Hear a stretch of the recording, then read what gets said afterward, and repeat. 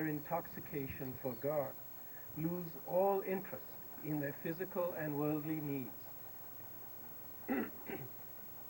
During this time, Meher Baba began observing complete silence, starting on July 10, 1925, for the rest of his life, a period of over 43 years.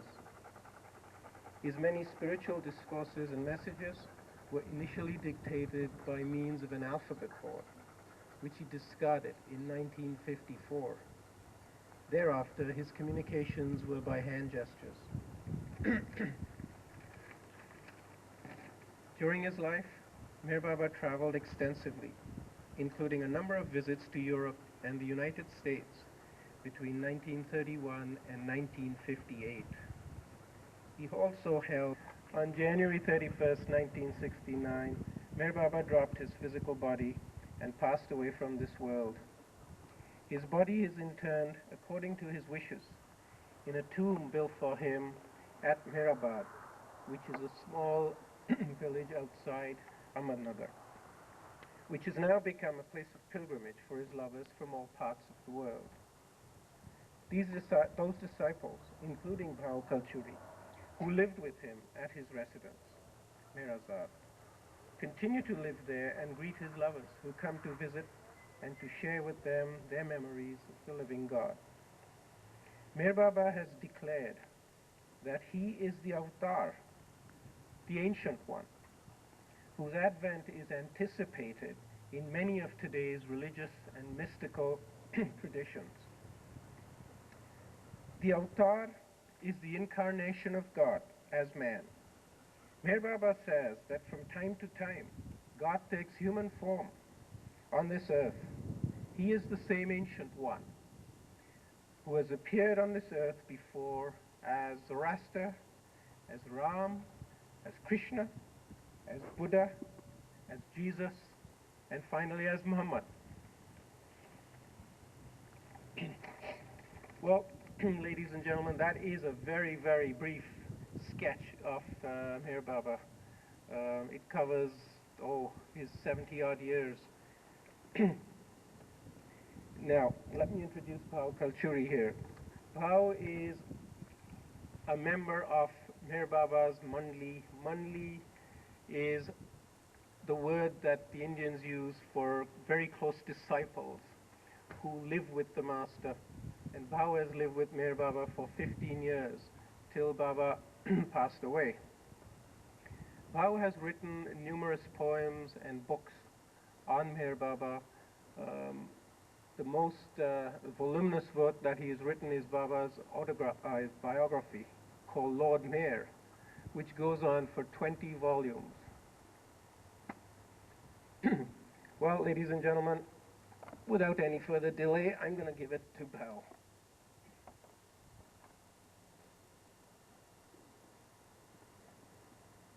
I feel really very, very happy to be with you all, dear ones, and I welcome you in love for my beloved Avatar Meher Baba.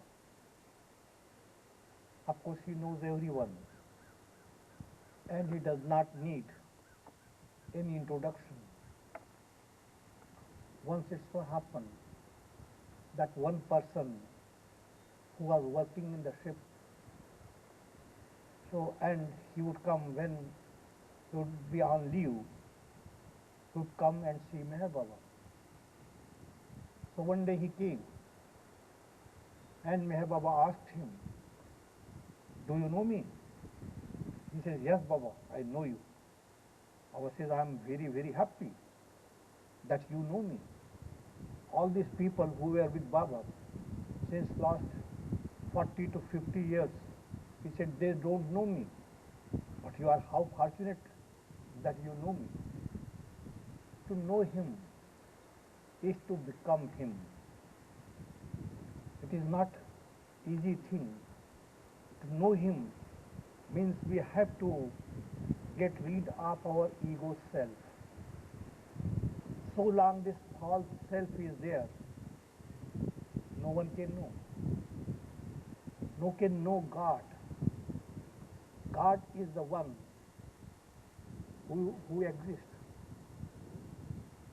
He exists eternally, and no one exists besides him. And whatever we find existing, it exists in non-existence. We, everyone believes that God is indivisible, God is infinite, and God is one. So then, whatever we just see, this does not exist. Only God exists. And when God exists, whatever we just see, it is just nothing but illusion. It is the dream. We are dream of creation, and we don't know. Soul indivisible. Soul does not differ. Everyone has the same soul. But why do we see its manyness? The reason is that this limited mind, so long this limited mind is there, we just assert our existence, which is false. I exist. But really speaking, only God exists, and God is indivisible. And therefore, if you say that I am part of God, that means God is divided. God can never be divided. God exists as truth. Once it so happened, I was sleeping night watch. I would be with him during night. I would go to him in the evening. So at 6 o'clock I would go, and Meher Baba asked me to give me a glass of water. So there was water bottle, I was just pouring water in the glass. And he says, put on the light. So I put on the light and then gave him a glass of water. He says, what was my first order? I had asked you to give me a glass of water. Why did you not obey my first order first? And I realized my mistake. I thought that, yes, I made a mistake. I should have followed the first order first. Second day, again at 6 o'clock I went to him. And the same thing he repeats. Give me a glass of water. So I was pouring water in the glass. And he says, put on the light. I did not put on the light. And I gave a glass of water. And Meher Baba says, why did you not put on the light? I said, that was your second order, Baba. And yesterday you told me that first order should be obeyed first. So this is first order. He says, that was for yesterday. Today I wanted you to follow my first order first, second order first. So I said, how can I know that you want that today you wanted that your second order should be followed first? So he says, it shows that you are ignorant. Actually, I wanted you to follow my second order first today, and you did not know that. It shows that you are ignorant. And when you are ignorant, why do you argue with me? It is very difficult. Our limited mind, it creates ignorance. It is full of ignorance. There is nothing but ignorance. And this ignorance, how do we get it? Because of our impressions. Whatever deed we do, it creates impressions. And those impressions, they are in the mind. All desires, wants, nobody invites the desires. They are there in the mind. And because of that, we get so many desires. We wants, of course, they come because of the impressions. So long the impressions are there, our existence is in non-existence. Really speaking, we don't know who we are and what is his work, why he comes down on earth age after age. What is the need? The need is that because he is there, everyone is not everyone, but one. Meher Baba has said that you and me are not we, but one. And that oneness we have to experience. And how to experience that oneness? When this mind, when it goes away. When mind is not there, you are just the same, only you exist. But so long this mind is there, we are just attached with manyness. Now we are here, everyone has different face. What is the reason? Why this manyness? What is this body? This body is nothing but the mold of past impressions. This is the mold. And because everyone has got different face, it shows that everyone must be having different set of impressions. And because of these impressions, different set of impressions, there differ, manyness is there. Actually, it is just a dream. Just a dream and nothing else. We are dreaming, but we don't know.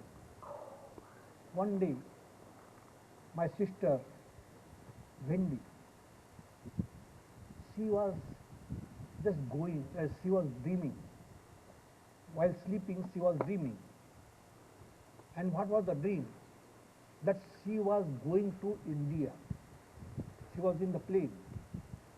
And she was just thinking that when I would go, I would see different people there. I would experience this, I would experience that. I would meet so many people, different plans she made. And then she went there. When she went there in the dream, and of course, so many people, thousands of people she would meet. Oh, very good, different type of people. They are so happy. They are also miserable people. So why are you miserable? No, you must remember Meher Baba. She was also telling in the dream. And she says that when I would go back, I must tell the people in America that Meher Baba is the truth. Follow him. And she wakes up from the dream. When she wakes up from the dream, she finds that, oh, she was all the time in the bed. She was dreaming. But at that time when she was dreaming, it was the truth. It was the reality for her. Same thing happens. Everything, it is just, we just see, it is nothing but the dream. We are dreaming not knowing that this is a dream. And dream, why this dream is created? There is some purpose behind it, so that we may wake up from this dream and to know the reality, to know the truth. And that's why this dream of creation is created. But what happens? That we are caught up, we get so much attached with the dream. So purpose of life we forget. What is the aim of life? Aim of life is to love God. And what is the goal of life? Goal of life is to become God, to become one with Him. That is the goal of life. But in illusion, in dream, we just see different things. And we get attached, very, very difficult to get out of it. Only there is one thing, and that is love for God. If one loves God sincerely, honestly, dedicates his life to Him, of course he can find Him. Is not. God is thousands of times closer than our very breath. But we don't know. You don't know that you are breathing. When you run fast, then you become aware of the breath. Yes, I am breathing. Otherwise it just goes on. In the sleep also you breathe, but you are not conscious. But when you run, then of course we come to know, yes, we are breathing. So breathing, what is that breathing? Really speaking, we should just run towards God so that we may be aware that He is there. But we run towards the illusion, run towards the world, and we forget. We forget Him. We must run towards Him. And how to run? To run means to love Him. To love Him in order to know Him. If we do it, then of course He is pleased, and one day of course we find Him. But age after age, the situation arises. Such situation now, just see, what is the situation? We are just progressing and progressing and progressing. Science is progressing, so many things is invented, so many things, of course. You just have email, you have fax, you have computer, you have telephone, you have aeroplane. The world has become so small. And at the same time, this progress we just see. But at the same time, what happens? The bills are also increasing. This bill, that bill. All the time we just think about the bills, how to pay this bill, how to pay that bill. Where is the time for remembering God? If you close your eyes, sometimes you just say that, oh, we should meditate. Meditate, when meditation is there, so meditation on bills. You just get the thoughts. How to pay this bill, how to pay that bill. That is now this meditation also does not work, because the bills are there, and it is not your fault. Nobody is at fault. The situation is like this.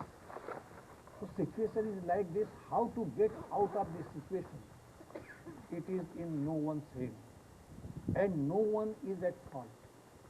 I tell you that no one is at fault. We just see that, oh, this man is that, like that, he remains attached with the world, and of course does not remember God. How to remember? How to remember? How to find Him? It is very, very difficult. And that's why when such situation comes, He has to come down on earth in human form. And when He comes down on earth in human form, what is His work? What work He does? He has to clean all those impressions which are there, which create desires, which create wants. All those impressions He has to clean. Now, He has dropped His body in 1969. And one can say that how He can work now? He has no body, nothing. I tell you how you have come here. How? It is His invitation. He has invited me. It does not depend upon anyone. It is His invitation, His work, which He is doing. Very, very active.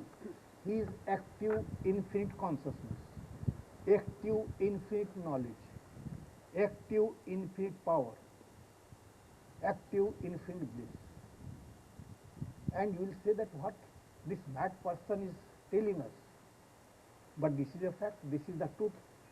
This is not these are not the words. This is a fact I am telling you. Lord Jesus, He gave life to dead.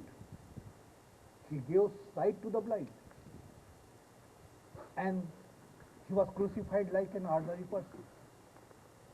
Could He not save Himself? Who could give life to the dead? Could He not save Himself? But why did He not do that? That is the glory of the Lord. He never wanted that people should follow Him because of these miracles. For certain reason He had to perform. But He wanted that the world should follow Him because of love. So He just got Himself crucified like an ordinary person. And then what happened? Those who were with Him, they were also crucified, they were tortured, and then world forgot. But after 200 years, what do we find? World starts following Him. Who was doing that work? Who made the world to follow Him? The Lord Himself, because He was active. He remains active. You go to the church, and what do? Prayer to Holy Spirit. Who is that Holy Spirit? That is active God, active infinite consciousness.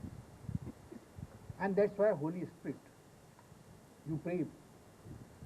So He is always active. Always active, but what happens? That when He drops His body, 100, 200 years, very, very active. Whether you want it or you don't want it, He has to clean everyone. It is not anyone's choice. It is His choice. So He cleans. And after that, when the awakening is there, then of course He takes rest. But active. If you call Him, He is ready. If you don't call Him, He does not care. So this period, after dropping the body, 100 years, very, very important, because Baba had himself declared that my universal manifestation will take place after 100 years. And because this 100 years He has given, He is very, very active, and we just see that yes, more and more people are coming to Him. How does it happen? Because you just hear about Him, or you read His book, or you hear His message, or somebody gives a talk, and that's why you come in His contact. No, that is not the thing. When He starts cleaning, that cleaning process, when it starts in everyone, and because of that, people come.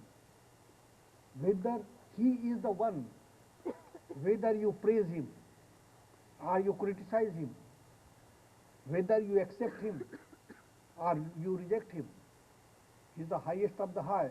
He is for everyone. So He cannot ignore anyone. It is not possible. For that purpose He takes form. How can He ignore anyone? Because He is you. He is you. It is not possible even if He tries. It is not possible because He exists. How can He do that? It is not possible. So don't worry. If your heart accepts Him, accept. If heart does not accept, don't worry. Because He is there. And He is you. So whether you accept Him or reject Him does not matter. But one thing is there. And what is that? Now the sun is there. And sun is there, and the world is showing the back towards the sun. Not only showing the back, but there are persons, most of the persons, they are running towards the world, running. They feel very, very happy. Oh, very beautiful world, very beautiful. Then there are some persons, they say, now how long should we just run? Just walk fast. So there are some, they are walking fast. There are others, they, they hear that there is God and God is the reality. So we must find God, but how to find? So they are thinking about this, still walking towards the world and thinking how to find God. There is fourth group comes to know that of course God is there, God is the reality. How to find? So they come across with different persons whom they are called advanced souls, saint, and Swamis, so many are there. So they go to them and they say that meditate, do this, do that, and they do it. So they just walk very fast, thinking about God and meditating this. But there is fifth group. When that group comes to know that God is there, God is the only reality, all else is illusion. So they just stop walking and thinking, dedicate their life and just love to find God. They remain standing, they don't, that pull towards illusion is become very weak for them. And Baba has said, Meher Baba has said, that when his manifestation, universal manifestation will take place about turn. So those who will be close to the sun, immediately they will embrace the sun. Those who are just doing meditation, this, but walking slow, so they would just walk towards the sun. Every one will pass, will face towards the sun, and the pull of illusion will become weaker and weaker. Why? Because the desires and the wants will be minimized to a great extent. That time that will be his universal manifestation, awakening will be there. Meher Baba has said, I have come not to teach, but to awaken. He has not come, he did not give any rule or discipline and do this and do that, nothing of this sort. Just love God. Love God. Because love is a substance. We just follow, we do routine things mechanically. How can we find Him? How can we find the reality? It is impossible. He does not, he says that don't attribute any miracle to me. Once we were in northern India, in one of the places, and there one king was there, king and queen, and they had one daughter. The daughter was also married to another king, and while delivering the child, the daughter died. So the mother, the queen, she was weeping and weeping and weeping. You just go to her, to him, and he will give you consolation. So one day, of course, she comes to our bungalow where Baba's close disciples were living. Baba's bungalow was separate. He would remain secluded. He would come to main Mandi's bungalow every day. It was evening time, and of course they came. Baba had already left. They came, and they were weeping that we want to see Meher Baba. And we told them that Meher Baba is in seclusion. He does not see anyone. They said, no, but we want to see. We want to see, because we cannot live without our daughter. Our daughter died. And we were just talking, And Meher Baba on his own, all of a sudden he appeared, he came back from his bunga. And Baba says, come. He was observing silence. Previously, after observing silence, for 1 year he was writing. Then he stopped writing. Then he would use alphabet board, English script, and he would speak different languages through that English script. Then in 1954, he discarded the board, and through science, of course, he would give discourses and converse with the people. This is A, this is B, this is C, this is D. And it would be very, very quick. He was very, very, very fast. So then, of course, he called them. And Meher Baba asked them, why are you weeping? The queen was weeping and weeping. She says that my daughter died.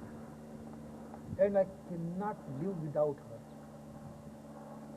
And Baba says, died? She will come back. Come back? She felt so, Baba, whether she will come back? Yes, she will come back. But she is cremated. Baba says, what do you take me for? He says, I don't know who are you, but somebody told me that you are the avatar. So Baba says, if I am the avatar, nothing is impossible for me. I can do anything. But if I am not the avatar, I cannot do anything. So if you think that I am that one, then of course it is not impossible for me. So she felt very, very consoled. Very consoled. And then Baba says that don't ask when. When she will come back, don't ask. I am telling you, she will come back. But when, don't ask. They both, king and queen, they felt very happy. Felt happy, and then they went back. Next day, they went in the morning to Baba's bungalow. And the queen says, Baba, give me the work, I just want to clean your room. So that clean everything. Please give me that room, that work. And Meher Baba, she had one lady was there. She was called, her name was Mehra. So only she would clean Baba's room, and Baba would not allow anyone to clean his room. So he said, all right, do one thing, this veranda is there, you clean the veranda. Every day she would come and she would clean and she would feel very happy. And Baba was there about 10 months. She was very, very happy. She would not think about the daughter, she would feel happy. But then Baba left that place and went to another place. And again she remembered.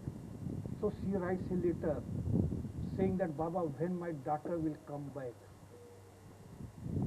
And Meher Baba says, don't worry, she will come back, but wait for some time.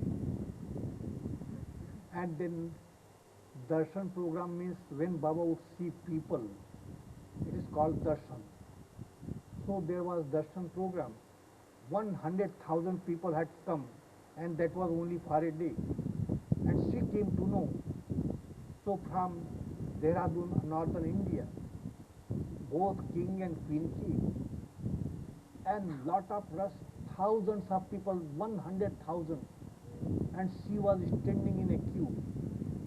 And she approached, when she approached after hours, when she approached Baba, Baba says, did you sleep last night?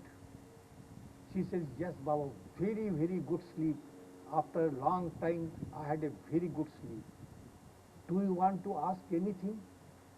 He said, no, I am so happy to see you. There is nothing to ask. There is nothing to ask. Baba says, there is no time, so many people are there. So if you want to say anything, just tell me. I will give you. She says, there is nothing to ask. I'm so happy. And she left. All the time desireless. No thought about the daughter, nothing, forgot completely. But so his work is not to fulfill the desire, his work to make one desireless. But the story does not end here. He had given promise that her daughter will come back. Now she forgot her completely. Now what happened?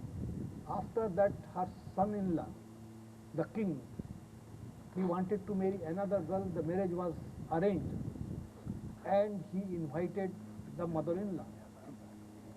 And when that girl comes, actually like her daughter, she embraced her like her daughter was doing. And everything, her talk and every behavior, attitude, everything just similar. And she realized, Baba, give my daughter back. But when I forgot her completely. So then she brought that daughter to Baba, and she says that, Baba, now you give my daughter, you fulfilled your promise, but now I love her. I am not attached. Real love. And that is when love is there, love is devoid of desires. Love is devoid of wants. Love is love. And that love, when there is no desire, no want, then God is pleased with that love. But when we just want this and want that, which is all illusory, and it has no existence, nothing, we get attached. And that's why it is difficult for us to know the reality. In order to find reality, to become one with the reality, of course we have nothing to renounce. We have to renounce our own false self. And that is real renunciation. It is not that you just leave the world and go to the mountain and meditate. The mind goes with you. There also you cannot forget. So why to leave anything? Everything is beautiful, I should say. But it depends upon how one takes it. Once Meher Baba was going to Kashmir, and there was one place, Lahore, on the way, and he was going in the car, and one person, he was just going, and Baba immediately asked the driver to stop the car. And he said that he asked one of the Mandli, means disciples, just go and call that man who was going. So he goes, and his identity would never be disclosed. So he goes to him, and that man was there. He said, please just come, my brother wants to see you. Who is your brother? I don't know your brother. He says, but just come, my brother wants to see you. No, I will not come, and don't disturb me, let me go. So he comes and tells Meher Baba that he does not want to come.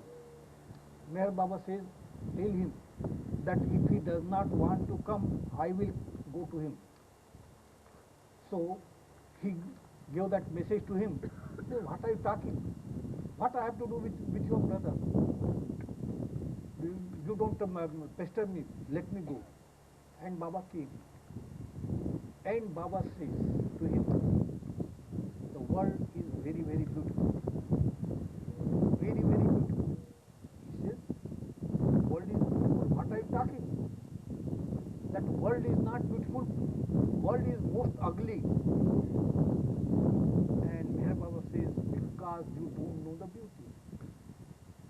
What is the beauty you don't know?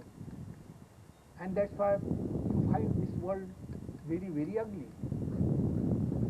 He says that I am just suffering in this world. The world, of course, does not realize. It's because you don't realize. You have to realize. Why do you just blame the world? You have to realize. He says, I don't want to hear anything. I am going.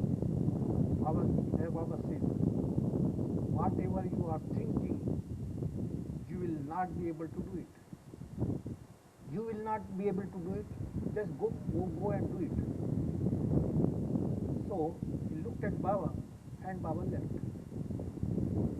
When he left, then he was the person, he was the famous poet. Afterwards he became very famous. His name was Iqbal. And he would write very good ghazals. Ghazals are those which are written for God. Sometimes the lover praises God, sometimes he complains against his behavior of the beloved. So sublime poems. But he would write and nobody would take care. Just after that, he could not commit suicide. He wanted to die. But then afterwards, he became very, very famous. Very, very famous. Then he realized what is that beauty is in everyone. Everyone is nothing but the beauty. But that beauty, of course, we have to experience. And for that purpose, in order to experience that beauty which is within everyone, we have to love God. Love God because He is the truth, He is the existence. And because He is, we are. If He is not there, if He does not exist, we are not there. And why we are there? In order to know Him. This is the purpose of life. But the purpose of life we just forget it is not our fault at all.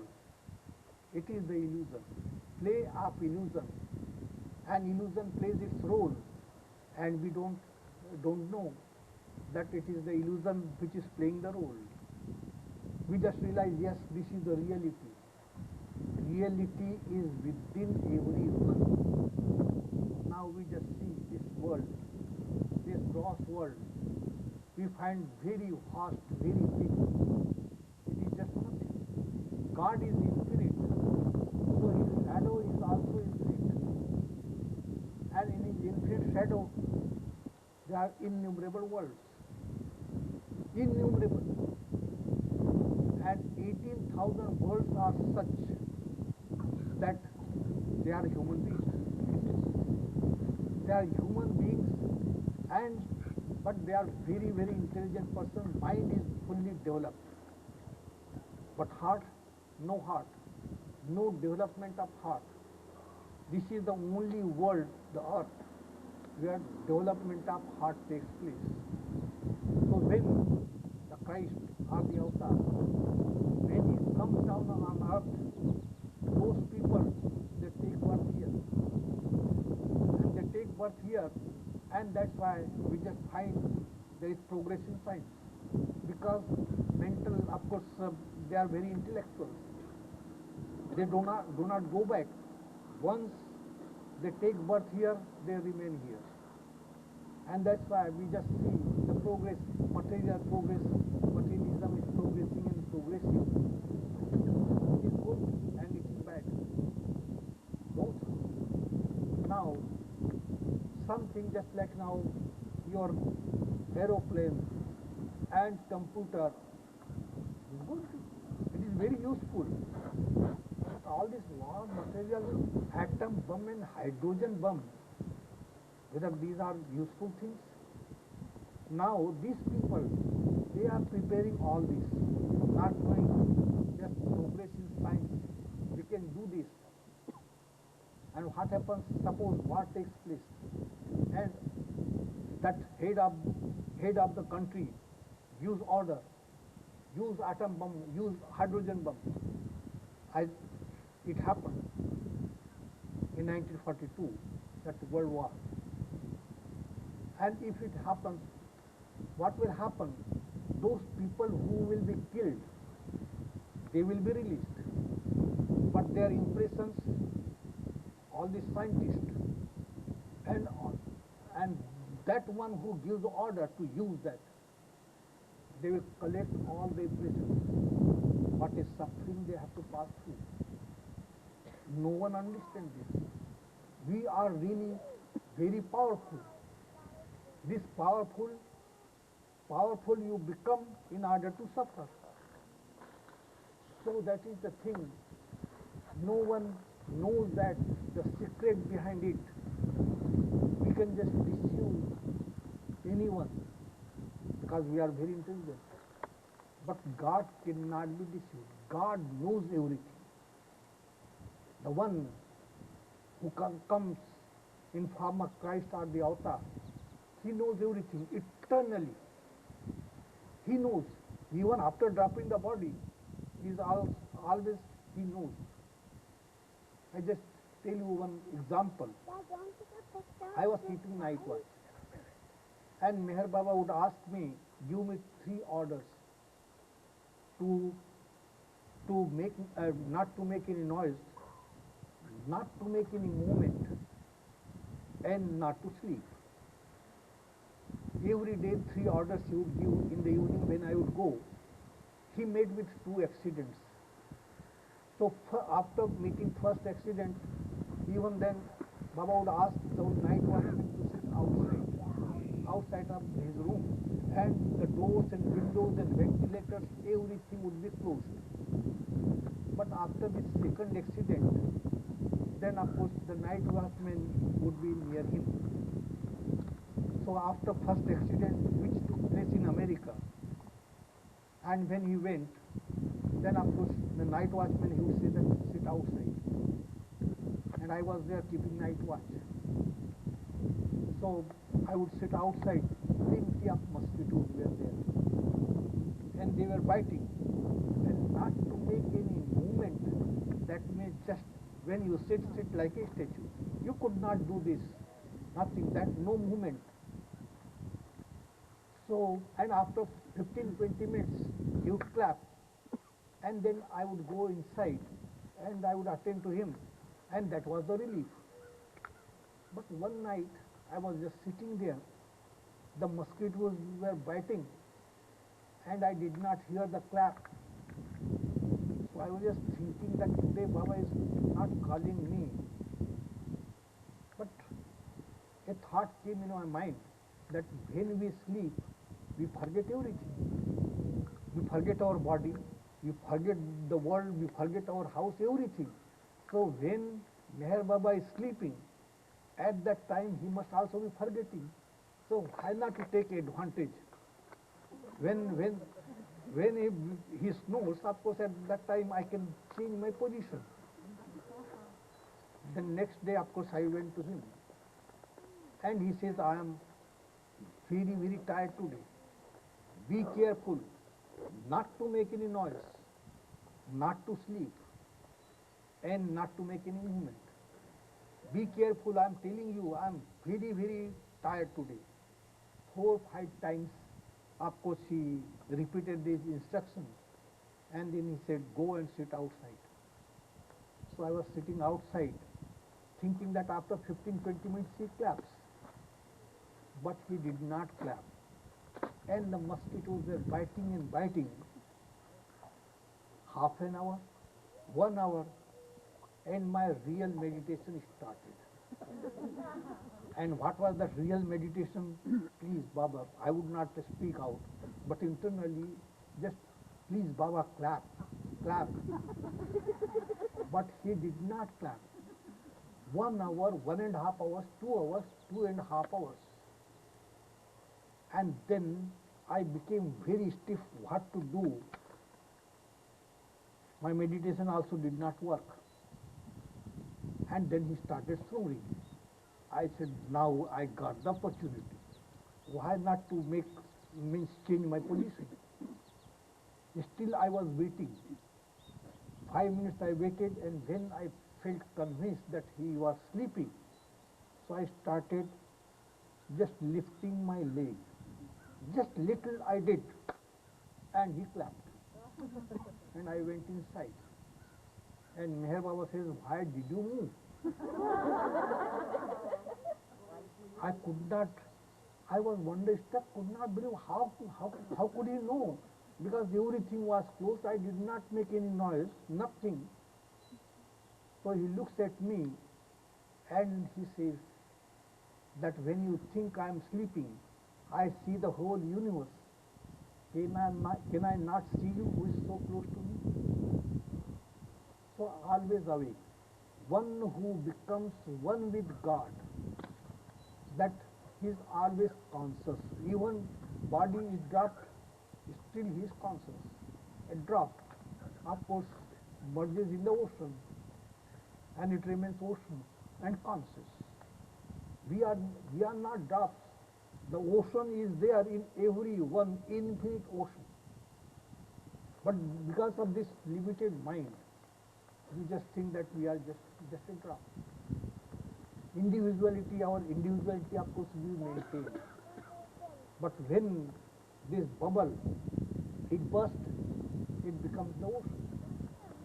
And ocean all the time, no one leaves that ocean. No one is away from the ocean, but we are not conscious about it. I tell you, the paradise. Everyone is in paradise all the time. One cannot leave that paradise even for a moment. All the time in paradise, but we have no consciousness. We are not, we have to experience that, become conscious about it. And conscious, how to become conscious? When this mind goes. When this mind goes, then of course we know that yes, I am the ocean all the time. I did not make any movement. This movement, it is just because of the mind. You are sitting here, but nobody knows how to sit. Mind just works here and there. So you must sit still so that mind may not work. Mind must not be there. And mind, of course, it takes us anywhere. We go on imagining and imagining and imagining. But this is gross consciousness. This gross consciousness creates space. Within us there is subtle world. This is gross world we see. Within us there is subtle world. There is also mental world. And beyond is God. So subtle world. This world, of course, we just see it is very, very vast. Very big world. Subtle world holds this gross world. How big it must be? Subtle world within us. Can you tell me? How big?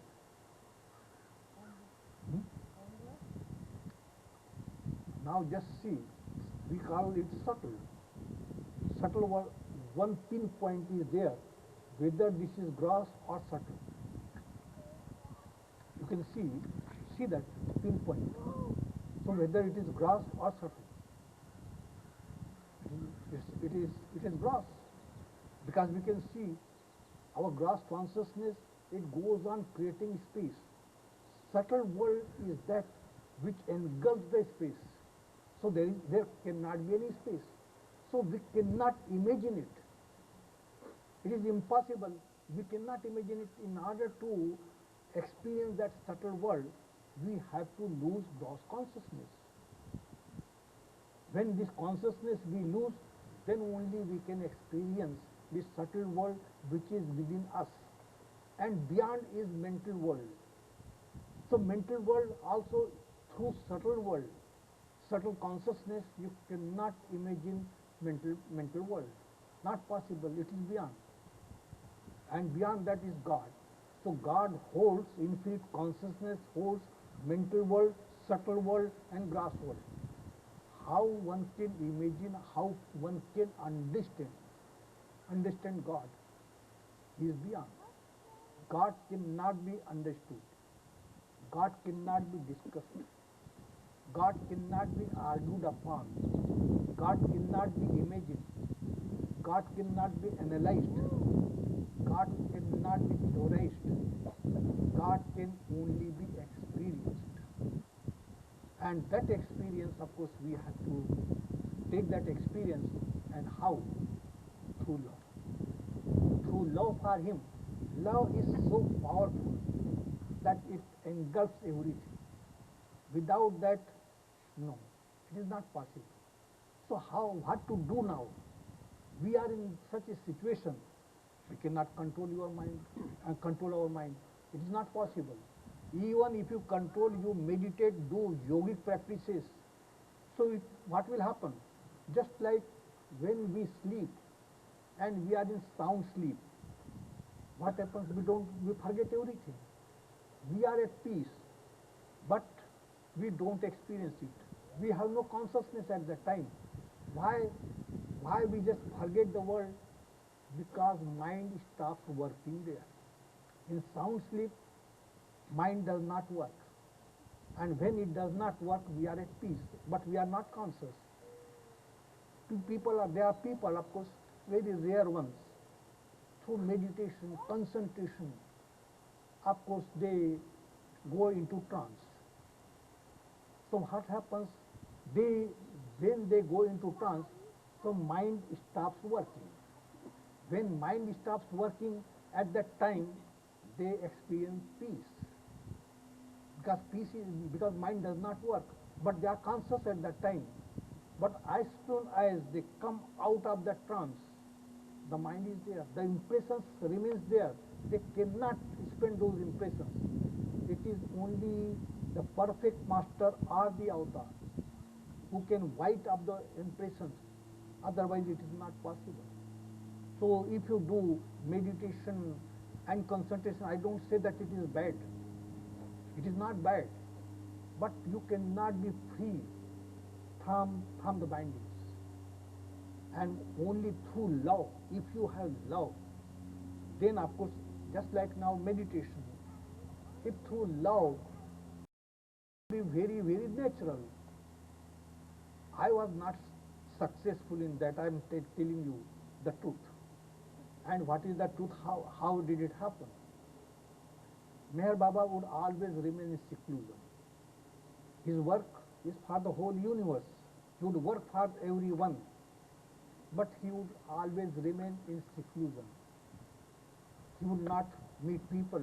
Very rarely he would meet. Very rarely. And he would keep aloof, work for the universe. So now this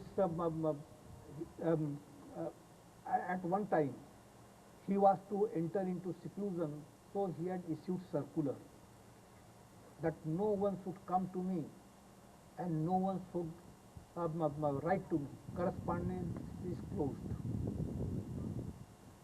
So his lovers, they thought that now what to do? Baba is now in seclusion. We cannot go and we cannot write, so we should do something. So then, of course, repetition of God's name, we will do it. He was to remain in seclusion for 4.5 months. So they decided that we should also continue this repetition of God's name 4.5 months continuously without a break. So they formed 12 groups. Each group for 2 hours. So 24 hours divided, and then the chain should go up to 4.5 months. And they informed Baba. That letter was read out, and Meher Baba says, just see my lovers what they are doing, and you people, you are lazy, you must also do it. Actually, we won't find any time to meditate. So much work Baba would give, do this and do that. So no time for that. But then Baba allocated the hour to everyone. 1 hour to this one and 1 hour to that one. 24 hours were divided. And then Baba said, now you do it. My time was very bad time. And what was that time? Lunch time. Lunch time to meditate. So, of course, first day I closed my eyes and sat in a posture and started repeating God's name. Not even half a minute, and the thought comes, others must have started eating. Whether the food would be there for me or not. And so many thoughts at that time. I had to do this and I had to do that. And here I would repeat God's name. And those thoughts would come. So I would feel very much disappointed.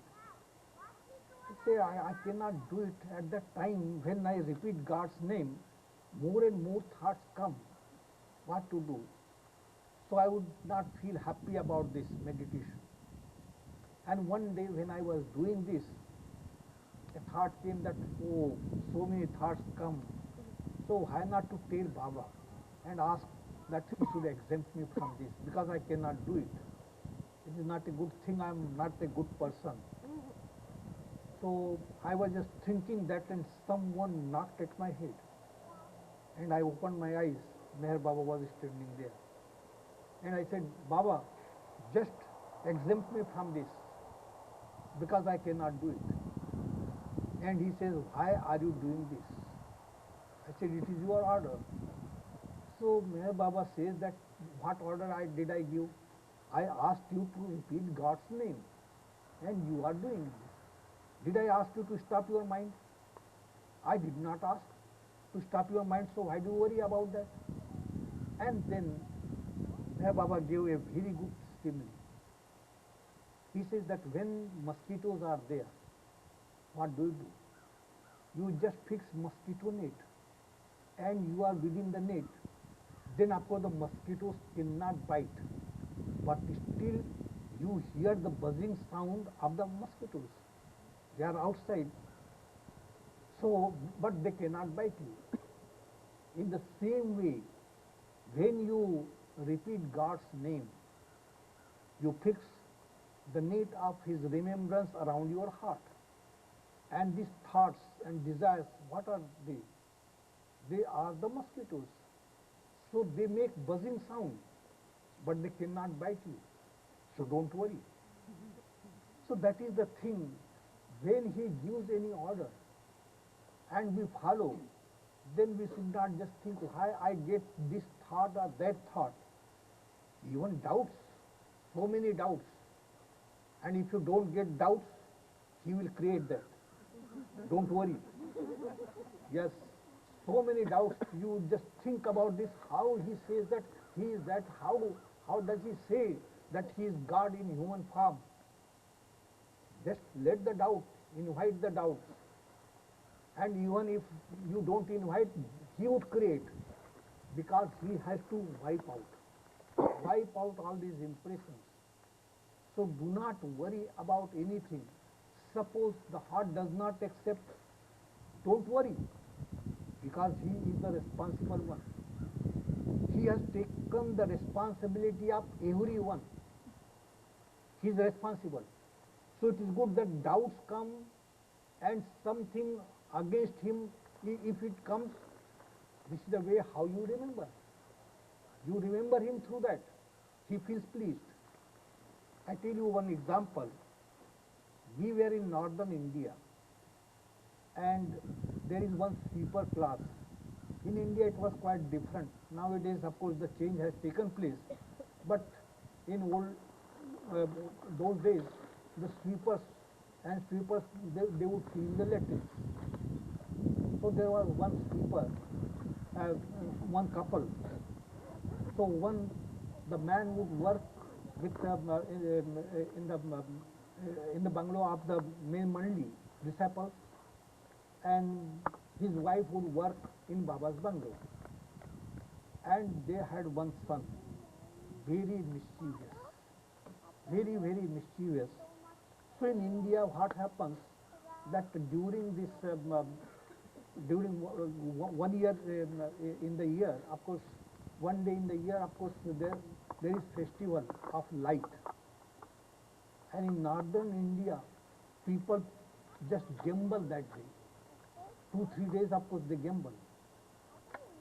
So one day when Baba was coming to the bungalow of his disciples, main disciples, so that woman comes and he says, Baba, Last night, Isa, her son, went for gambling and he lost.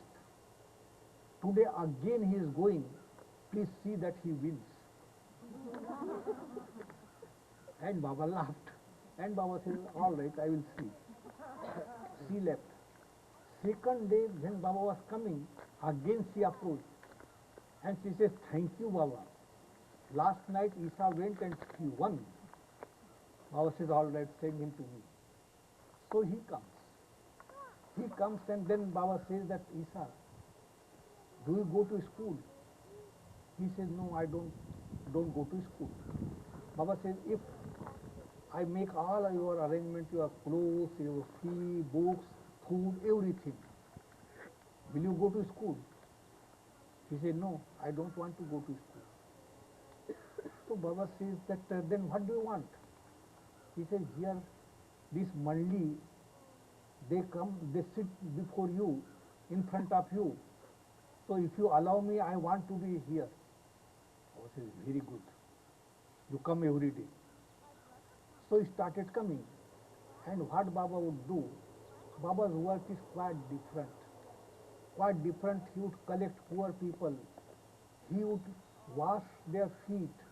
He would bow down and give them the gift. So this boy, when he would come, so every day Meher Baba would wash. He was considered to be a lowest caste. Nobody would touch. But here the Lord of the universe would wash his feet and bow down to him, and he would give him a gift. I became his servant. Baba had asked him that if he would want to go to movie, he would ask Baba. So he would ask Baba, and then Baba would say that take him to movie. So I would take him to movie. I would sit outside, and 3 hours of course he enjoyed movie. I would wash his clothes. I would just give him food. Everything I would do just a servant. So I was doing that, and of course he was good clothes, everything, and he would come. One day, one Dr. Dankin, one of the Mandi Baba's disciple, he came and he was staying with Baba. He was telling something to Baba, and Baba heard. He said, all right, I'll see now to go. So he went, and then again he remembered something. So he came back, and he was telling Baba, yes sir, this we have to do this, and Baba was listening, and this boy starts laughing, and Baba says, why are you laughing? He says, he does not obey your order. You asked him to go, and he came back. So Baba says, just see Isa, how he follows my order. He knows you people, you are with me and you don't know anything. He knows. And he was very, very happy. One day he tells Baba that, Baba, I taught how to love to 7 boys, and they have started loving you. So should I bring them? I said, all right, bring. So he brought those boys, and Baba washed their feet, bowed down to them, and gave them gift. And Baba said that, all right, you play here. So they were mango trees. And one day this boy Isa, he wanted mango.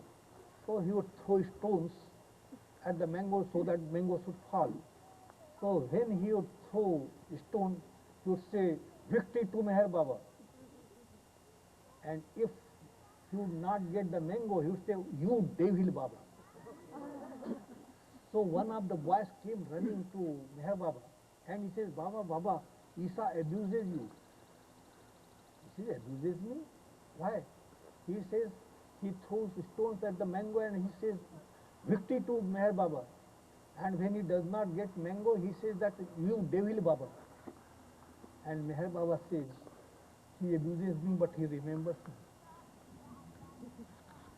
So that's why I am telling you that this mind is a devil. So mind of course creates thoughts, suspicion, different desires, this. Don't worry about that. The truth is quite different. And the truth the avatar or the Christ, he knows. He knows us. He is in us. He does not leave anyone even for a moment. So for him, there is nothing, whatever thoughts come. If you abuse him, criticize him, don't worry about it. Don't worry about it. He has to clean us. He has to give that consciousness, that awareness that we are just one. He would just take us towards the destination. So, and that's why do not worry for anything. The time is there. The situation is such that we cannot do anything, and that's why Meher Baba has said, just remember me. People would think, remember me? What is there? That is not spiritual discipline. Spiritual discipline means meditation, concentration, yogic practices, observing fast, observing silence. These are the spiritual disciplines. But it has no meaning. No one knows that he has taken the responsibility of everyone. And that responsibility he has to clean. You cannot clean yourself even if you try. It is not possible. So that responsibility he has taken. So he has made it very easy for everyone just to remember and follow my wish. What is his wish? That will also be read out to you. Very simple thing which we can do in a practical way, because he has taken upon the responsibility. He is doing everything. He has dropped his body when he was physically present. At that time, of course, the suffering. Baba said that when I am in physical body, at that time I do not make use of my infinite power and infinite bliss for my universal work. I just make use of my infinite knowledge for my universal work, and that is that infinite knowledge. He makes use of that. But after dropping the body, he is making use of his infinite power and infinite knowledge. But infinite knowledge and infinite bliss. But physically he is not present. So he is not suffering physically, but mentally he is suffering. How? Because every individual mind is in his universal mind. Everyone has got universal mind, nobody knows. You have to experience one day, whether you want it or you don't want it, you have to experience it. Because we have come for this purpose in the world, in the creation. So this, for the present, mentally he is suffering because every individual mind remains in his universal mind. So we suffer individually, he suffers collectively. Collective live for everyone. And why he suffers, he has to work for everyone. So it is not those people, just now you are listening about him. The people, thousands, millions, the world does not listen, does not hear. And of course, world has its own way. But when he comes for the creation, to give push, to give that awareness, so whether he will just see that whether you follow him or you don't follow him, he has to make you follow. He has to do that work. It is not anyone's fault. It is our, because we are just attached with the illusion, and that's why it happens. We think that this world is very beautiful, very progressive world. But we don't know what actually everyone has infinite power. And what is that infinite power? In the subtle world, there are 4 planes. First plane, second plane, third plane, fourth plane. If you experience fourth plane, you experience infinite power. But infinite knowledge, you don't. Infinite knowledge, afterwards, when the further progress is there, so up to fourth plane, in subtle world, it is the plane, world of energy. And energy, all powers, of course, we experience. But that power, if you just do miracles, then of course it is not no good. I tell you one story. There was one yogi, and that yogi, of course, he was performing many miracles. Thousands of people, they were there, and they were following him. And there was one perfect master. That perfect master would not, just like I told you, Baba says to make one desireless. So that is his work. So he would not perform any miracle, nothing. He would just remain secluded. So this one yogi, of course, so many miracles. So one day, someone comes to him and he says, there is one perfect master. He calls himself as a perfect master, and of course he does not perform any miracle. So should I, what do you want to do with him? Because he calls himself as a perfect master. So that yogi writes a letter to that perfect master, saying that when you are a perfect master, you must show your power, and when you cannot show your power, then of course you are useless, you are just egoistic, you have no power. Now the messenger sent, and the master of course received that letter, and later he read it, and he said, what reply should I give? So what he does, he gives one blank paper in reply, did not write anything, and gave to the messenger. Now messenger takes that letter, that blank paper to this yogi, and yogi says, this is my insult. I will show him. I will show him my power. He has humiliated me. So he calls his followers, let us go, we will go there. And that perfect master, you will just see how he runs away. So he was riding the tiger, and thousands of followers, they were there. And he says that when he finds me riding the tiger, he will run away. But what happens on the way? The master himself, he was standing on the slab of stone and flying, and this man, this yogi, sees. He says, this power I don't have, because yogic power you can use in animate. On the animate you can use. On inanimate, yogic power does not work. He said, now he's beyond me. So he got down from the tiger and he bows down to him. And the master comes down and embraces him. And his sister, she was also a perfect master. So he sent the yogi to the sister, and she gave him God realization. So these powers which we see, people just see that there are certain people, they bring watches from the air, they bring ashes, and we see, oh, what a power, what a power. What power? It is just nothing. It is nothing if you just believe in power. So why not this? You are now here. Scientists, they have invented so many things. Email, world news, of course, you just, anywhere you are there, you get the news. This is not done, of course, in comparison, what is this power to bring watches? But no one goes to the scientist and no one follows the scientist. No one garlands, no one bows down.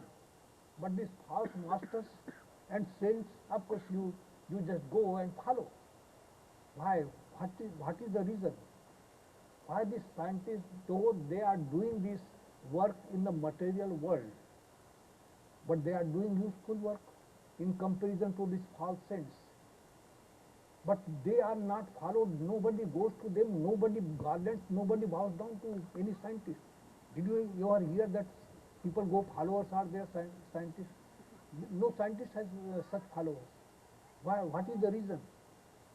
The reason is that though they are false, but still they talk about God. And God, His name is so powerful that it goes within. And that's why whether they are false anything, but you just follow.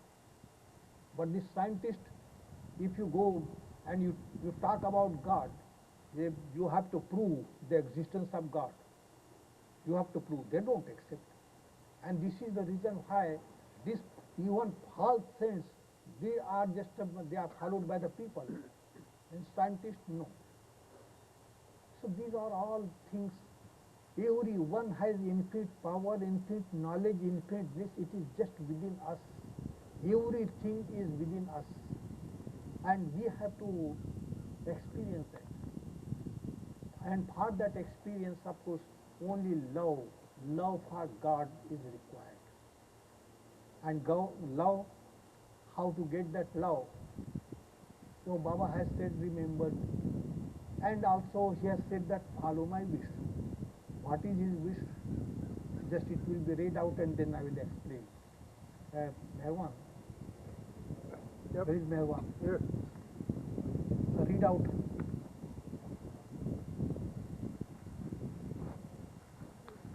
Clint has got. Oh, you've got. Loudly.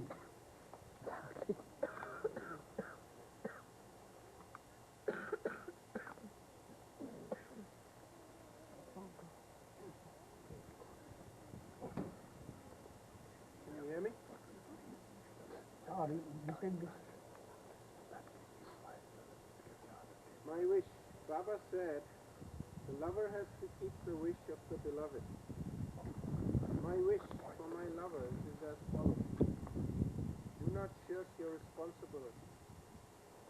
Attend faithfully to your worldly duties, but keep always in the back of your mind that all this is Baba's. When you feel happy, think, Baba wants me to be happy. When you suffer, think, Baba wants me to suffer. Be resigned to every situation and think honestly and sincerely. Baba has placed me in this situation. With the understanding that Baba is in everyone, try to help and serve others. I say with my divine authority to each and all that whosoever takes my name at time of breathing his last comes to me. So do not forget to remember me in your last moment. Unless you start remembering me from now on, it will be difficult to remember me when your end approaches. You should start practicing from now on. Even if you take my name only once every day, you will not forget to remember me in your dying moments. So he has given, this is his wish. And of course, this is the situation why he has given this. He knows that in this situation, of course, everyone is occupied. Everyone has to work. And this is the age of work phase. So he has taken the responsibility of everyone. Everyone, so no one should worry about anything. Just whatever he has said, you just shoulder your worldly responsibility. Do it, but do it for him. I just give one example that how to do it for him. There was a perfect master. Perfect master is the one who is one with God and has normal consciousness. And he works for the universe. So that perfect master, he would remain in a secluded place. And of course, people would come sometimes. They would come, so they would garland him, bow down to him, and they would bring present for him. So one day, one rich man came, and rich man, he was just observing. People would come, bow down to the master, garland him. So this master, really, without doing anything, he just gives short discourse or some message. And of course, so much respect. Here I am, I work day and night, and then I earn. This man is really enjoying life. So after the program was over, he goes to the master. And he says, Master, you are really very, very lucky. You don't do anything. And people come and garland you, bow down to you, bring present, whatever you want, you get. But here I am. I have to work day and night, perspire, and then I earn. But you are leading a very good life. And master says, one day you will come to know. He says, one day, why? I know that without doing anything, of course, you just enjoy your life. And I have to work. I know that. He says, one day you will come to know. And whenever that rich man would come, he would tease the master. And what happens? One day, that man gets a whim. And whatever was that whim? That I must make some adventure. Such an adventure that no one has done. I've become very, very popular. So he was thinking, what should I do? This is an ancient story. So he said that nobody has crossed the desert. So I will cross the desert, and because I am rich man, of course, so many camels are there.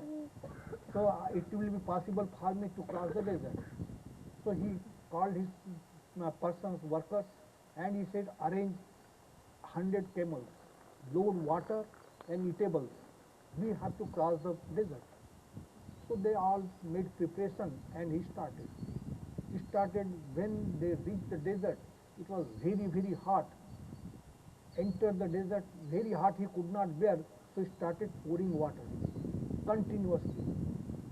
They went to certain distance, and then they started thinking, this man is using so much water, and suppose we are in the midst of desert, and there is no water, we will die. So we must tell him that he should not use so much water. So they approached him, and they said, you don't use so much water, because suppose in the desert, we are in the midst of the desert, and then there is no water, we will all die. So please just take care. He said, I am paying you. I am paying you, you have to obey, you don't give me advice. He says, yes, you are paying, but when we are thirsty, we will not drink money. We would need water. He said, no, you must obey. They said, no, we don't want to work. And they all left. And this man was very proud. He was just thinking that he would do something great. So he proceeded and pouring water continuously. But in the midst of the desert, what happens? The water was not there. No water. And he was dying of thirst. So he said, oh God, please help me. Give me water. And what happens? All of a sudden, one person appears with water. He says, please give me water, I am just dying of thirst. He said, to give you water, you have to make payments. He says, I will pay. How much do you want? He said, whatever you have here, you have to give. And then I have to take you back, otherwise you will die. So I have to take you back, but so whatever you have there, your business, property, everything you have to give. He said, this water? All right, I don't care, die. He said, all right, give me, now I'm just dying. So he would supply water, and he brought him back. As soon as he brought him back, he said, now give me the charge of everything, your business, property, everything. He took the charge. And now he was on the street. What should I do now? And then he says, now I will die. There is nothing for me. So he remembers the master. He says that if I go to him, he will give me shelter. So he goes to the master. And master looks at him, and he says that, why do you look so miserable? What has happened to you? So he said that, master, I was making this adventure, and this happened, and one man, of course, he supplied me water, so he took away everything. So for this water, you give everything? He said, yes, master, he wanted that. So then, of course, he says that this shows that water is more valuable than your property, business, everything. He says, yes, I realize this, but please give me shelter. And that man was coming. So he looks at that man, and he says, master, that man is coming, but don't say anything to him, because he has saved my life. And that man comes. And the master says, you took everything from him for the water? He said, master, this is not my mistake. He wanted to live. He did not want to die. So of course, I said to him, my condition was there, that if he gives everything, then only I will supply water. So I did not do any injustice. He wanted to live. He did not want to die, and that's why he gave me everything. So master says, do you remember when you are dying of thirst? Did you say anything? Say, yes, master. I said, oh God, please help me. I am dying of thirst. Give me water. Do you know who heard this? Do you know the desert is thousands of miles away? But do you know who heard this? I heard. And I heard and I sent this man immediately. He reached you immediately at that time. And you say that I do nothing. I just sit here. And people come and garland me. And they bow down to me.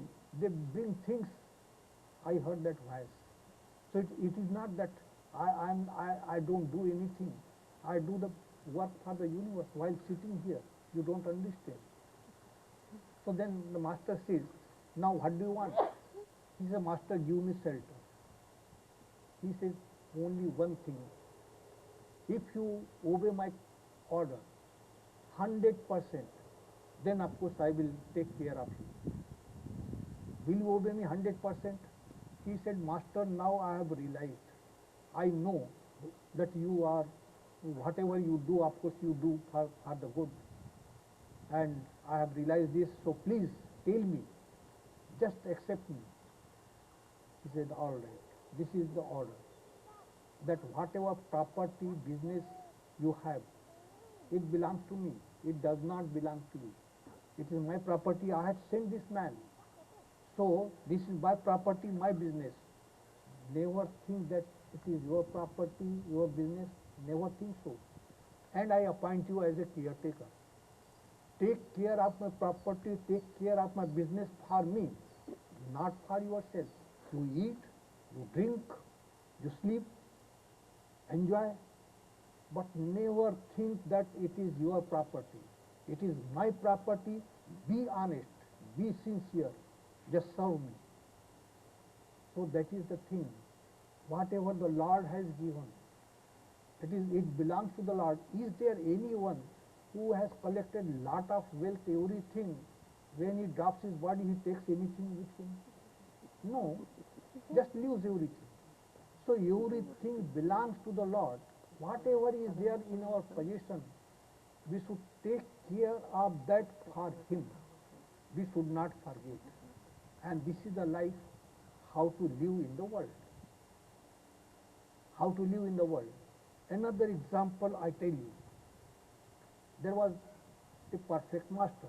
Always example from the perfect master I give, because that is the truth. So there was a perfect master, and he had few disciples. So few disciples, and they were with the master since years. They would not go out, nothing, no recreation, nothing to do with the world. And many years passed by. And one day the master became very kind. He said, just see, since how many years you are with me, there is no recreation for you, no sightseeing, nothing. All the time you are just with me. So I want you to enjoy one day. One day you enjoy. Go anywhere. There is one fair here, 3 miles away. Just go and see that fair. Eat whatever you like, drink whatever you like. Enjoy to the fullest extent. So go tomorrow. Tomorrow is the fair. But there is only one condition. Each one should take a glass of milk. And when you come back, bring that milk intact.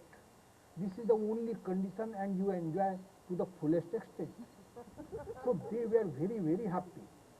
Very, very happy. In the morning they left, each one with a glass of milk in his hand. And they went to the fair. And they did not see the fair. Since so many years they were with the master. and so many things were, and they felt so much that we must see this, we must see that, and they entered, entered there, went through the crowd, and this, they forgot that the milk was that fell down. They did not care. There was one person, he was just taking care that milk, and at the same time from a distance he would see everything. And of course the milk was there. He remembered the master's order, so he would see, but he would not go in the crowd. But others, they did it, and they ate, drank, everything they enjoyed. In the evening when they came back, the master said, "How was the fair?" "Oh master, it was really good. At least once in a day, once in a year, you just give us a day for to see that fair. We like it very much." Master says, "All right, I will give you. But now, show me the milk." They say, "Master, you have no idea. It was a big fair and big crowd was there. So it was not, and you had asked us to enjoy to the fullest extent. So we followed your order." So master looks at that one who brought the milk. Then he said, "You did not see the fair?" He said, "Yes, master, I saw the fair." "So then how could you bring the milk?" He said, "Master, you had asked me to bring the milk back, so I saw everything but from a distance. I saw the fair, but from a distance. I did not go in the crowd." So master says, just be in the world like him. The milk means that love, master, remember him. Do everything. Don't leave your responsibility. Shoulder your responsibility. Whatever responsibility the Lord has given, shoulder it, but don't get attached to it. Just remember, only thing, just remember him. Remember him, and just like Meher Baba has said, that just do this much for me, this much for me, and of course he has taken the responsibility, he will look after after everyone. And this is the very simple way, very simple way. Even if you don't care for that, don't do that, still he is not going to leave you. But then what will happen? Those who remember and do that, they will be near the sun. And then those who are just going towards the illusion, so they will also be, when universal manifestation will take place, about turn will be there, but they will be at the distance. They will take time to reach the sun. So this difference will be there in awareness. Though everything, awakening will be there, but awakening will differ from person to person. And person to person, so not to have that opportunity, simple thing, that just remember and do your duty. Very, very simple. Why to make it complicated? Philosophers would come to Baba and they would ask different questions. And Baba would say, "Do you know what is philosophy?" Philosophy is that thing which makes simple thing complicated. Yes, simple thing complicated, that is philosophy. So people will, one day one yogi came to Baba, and Baba says, "What do you do?" There, "I am a yogi." Baba says, "I am also a yogi, but do you know my yoga? My yoga is that you go and I come. You go, means the self should go, then I come. That is my yoga." So this, one cannot understand all this. It is beyond understanding. Only love is the solution. Love for God.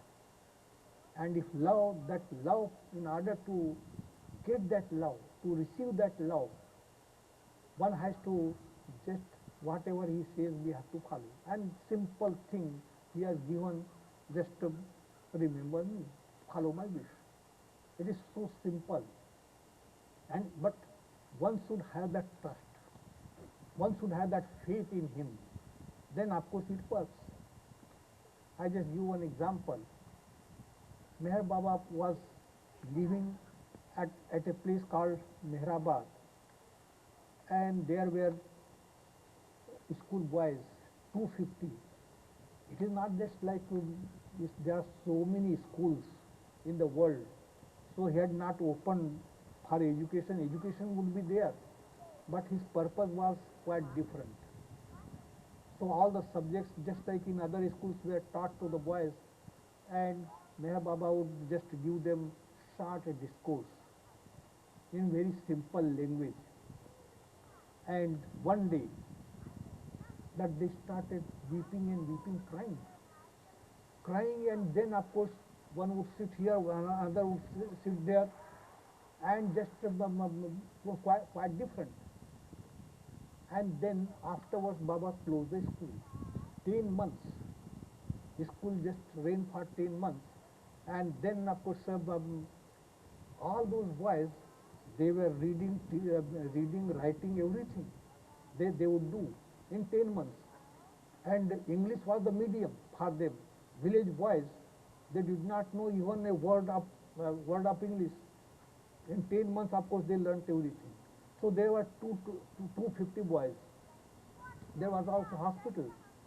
In hospital, of course, the patients, of course, they would come, and Baba would take care of those patients.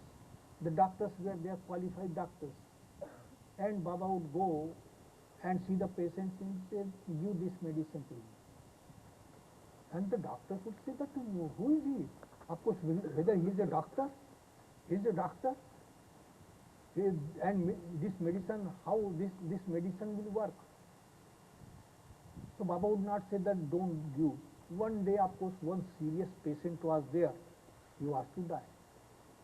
And then Baba went there, and Baba says that if you just keep him alive for 12 hours, then of course I am taking his responsibility. He will not die. But just see that 12 hours you keep him alive.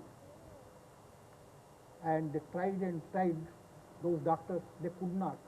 So they came to Baba. And they said that, "Baba, now whatever you want to do, you do, this is the last thing. Of course he is going to die, definitely. But just see that if you can do anything." I say, whether he is going to die? Definitely he is going to die within an hour. And Baba says, "All right, give him that." What is that? Only one pill of that. When you get headache, it is called anestin. Just like codopyrin, some headache, give one pill. And this one, what is this? How is it? But then he was to die. They said, "All right." And of course he survived. Then those doctors, anything would happen, they would come to Baba, "You prescribe." So he was doing all this, and at that time 500 persons were there. 500, and there was shortage of water. Only one open well was there. So one open well and 500 persons, of course, very difficult. So one day with his disciples were there, Baba was discussing how to solve this problem. How to solve. So one of them, he says, "Should we not dig another well, Baba?" Baba says, "Good, go ahead, very good idea. Dig another well." So another well they were digging. And Meher Baba, of course, was taking interest every day. The day the work started, Baba sent message that whether they found water. Open well, it takes a long time to dig with labor work, it is not a machinery. So months together, but first day, Baba sent message, did they find water? And 4-5 messages every day. And they thought that Baba is taking interest, so they must find water. They went up to 40 feet, but there was black rock and no water. And one day one villager comes to Baba, and he was looking very miserable. And Baba says, why do you look so miserable? What has happened to you? He says, Baba, I am a poor farmer and I took loan from someone in order to just to dig a well so that if I found water, of course, I would irrigate my crop and pay the loan. But now I did not find water. And problem is before me how to pay the loan. So Baba says, what do you want? He says, if I found water, my problem would be solved. Baba said, how deep did you go? He said, 40 feet. Baba says, all right, go 5 feet more. Say, if you say, of course, I will go 5 feet more. Baba says, yes, go. And he left. He left, and those who were with Baba, they were sitting there. Baba says that today I made a blunder. I know that there is no water. You are digging a well, there is no water, black rock. And still I asked him to go 5 feet more. This is a mistake, serious mistake I have committed. But sometimes I do. And then the topic was changed. But after a week, what happens? That man, along with other villagers in a procession, dancing and singing, they all came. And Baba looked at him, and Baba says, today you look very, very happy. Yes, Baba. By your grace I found water. Oh, Baba says, very good. Very good. And then Baba distributed sweets, and they all left. And those disciples who were with Baba, they were there. Baba says, this is the truth I am telling you. That I did not do anything for him. I did not, because of his faith, he found water. I am telling you, I did not do anything, he found water because of his faith. So one of the disciples, he says, then it shows that we have no faith in you. And that's why we don't find water. He said, that I don't know. But this much I know that I did not do anything for him. He found water because of his faith. And Baba repeated this, that I tell you the truth, I did not do anything for him. It was because of his faith he found water. So that one, Baba's disciple, he said, then it is useless for us to be with you because we don't have any faith. And then Baba laughed. And Baba said, you don't understand this. Why that man had come to me? He had come for water. So his faith was connected with water. Had he not found water, he would have told the people that Meher Baba asked me to go 5 feet more, and I did, but I did not find water. But here you are. So you can just, whether you find water or you don't find water, your faith remains the same. So I can trust you. I cannot trust that man. It happened in 1926. Now in 1967, Baba sends the message to his lovers, and that message is for the world. Be true to the trust. I have reposed on you. At that time, Baba said that because his faith was connected with water, and that's why I cannot trust you. In 1926, 1967, that was the last phase of his seclusion, and he was working for the universe continuously in seclusion. And he sent this message, be true to the trust. I have reposed on you. What was that trust? That trust which he had reposed on those who were with him at that time, he has reposed that trust on everyone. And that trust means just whatever he says that he has given his wish. He says, remember me, only this much. And he says that why the trust is that he believes. He has that trust in us all, on us all, that we will just do that, accept that. So that trust he has reposed on everyone, those who don't know, those who do not hear did not hear his name, those who oppose him, those who criticize him, but his trust is there. His trust is there, so what is our duty? When we come to know, at least in order to please him, just to remember, just to follow his wish. And if it is also not, if the mind does not allow, don't worry. Don't worry about that, because he is the one. He has to, he has to help everyone. He has to do that. He has to manifest. And how he will manifest? Unless he cleans everyone, his manifestation will not take place, because he has to clean. Without cleaning, we don't have that awakening, and only that work he can do. And that's why I am not just, I have come just to give long talk or say philosophy, nothing. What I believe, I am telling you with my heart. I just consider that everyone is not everyone but one. Everyone belongs to the Lord. He is there, and everyone is that one. But because of our ignorance, we don't know. We don't understand this. So at least, if you don't have this, don't accept this, for that also don't worry, because he is there. He exists. His existence is there. He cannot ignore anyone. So this message, of course, I am giving you.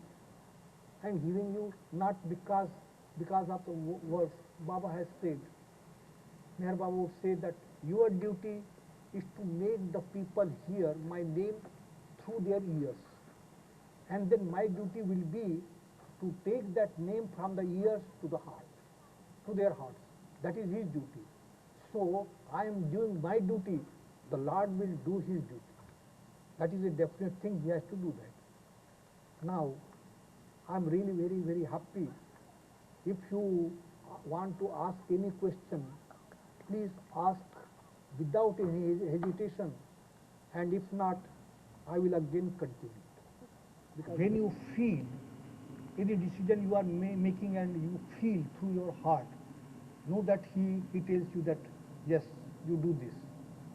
If you don't feel and the mind says that, yes, it is good, he is a good person, he is well qualified, he looks good. When mind tells you, don't. When you feel in your heart, then of course you accept. And accept it, and then afterwards do not think about it. Stick up to that. Don't allow the mind to work on that. You talked about doubt. Hmm?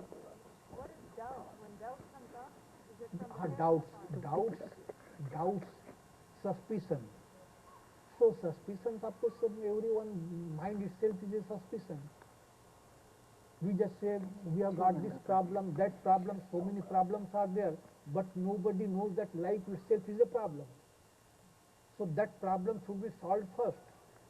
So if for anything, if you want to make any decision, anything, so if you feel that, yes, if you ask him, and ask him, even if you don't have faith in him, ask God.